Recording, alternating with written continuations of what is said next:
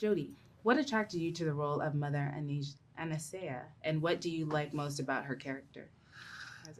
As Okay, so what attracted me most to the role of Mother Aniseya was, first of all, just knowing that I was going to be in Kogonada's hands, because really, like, that's how I found out about it, is he called me and he said, so I'm going to do this Star Wars TV show.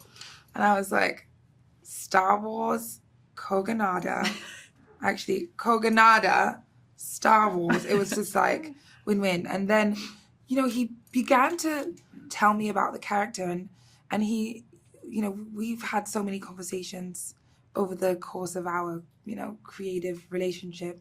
And he started speaking to me about some of the things that, like, we had spoken about, in my personal life as a mother.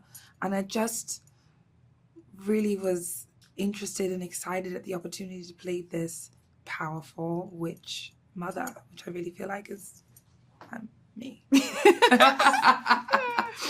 Rebecca, describe your character, Vernestra. What could you relate to about her as a person? Vernestra Rwoh is an elder Jedi master, revered.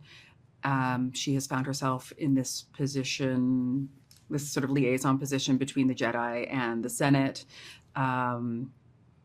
She's over 116 years old. And that's really what I could relate to the most, being 116. Just kidding.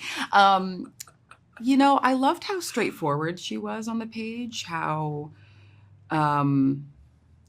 she just was, I think because of her age and because she sort of feels as if she's seen it all, she's just, taking care of things. And I really liked how economical she was with her energy and her time. And I love the way the character develops over the course of the season. Jodie, tell us a little about Mother Aniseya's motivations and her powers. So, Mother Aniseya she represents, and she's a very powerful figure, and I guess I'll start with her powers. She wields the Force, but not in the same way as a Jedi does, or a Sith. I think what makes her powerful, and that's what kind of drew me to her as well, is that she is seeking to protect her family. Her coven, the Witches of Brendok, their way of life, which is in many ways threatened by the Jedi, because it doesn't exist in like, if you would say that there's sort of this binary of like what makes sense for a person who's using the Force, they don't exist in that space. And so because of that, like with any unknown, right, it's a threat because we don't understand it. And I think she knows that. And because of that, she's fiercely protecting those around her. Her powers of creation are unmatched. And that also makes her someone who needs to be very careful about what she's teaching and how she's protecting those around her. How does it feel to be part of Star Wars? What did you enjoy most about the experience? Oh God. I am so excited to be a part of the show. I am so excited for people to see what Leslie Headland has made.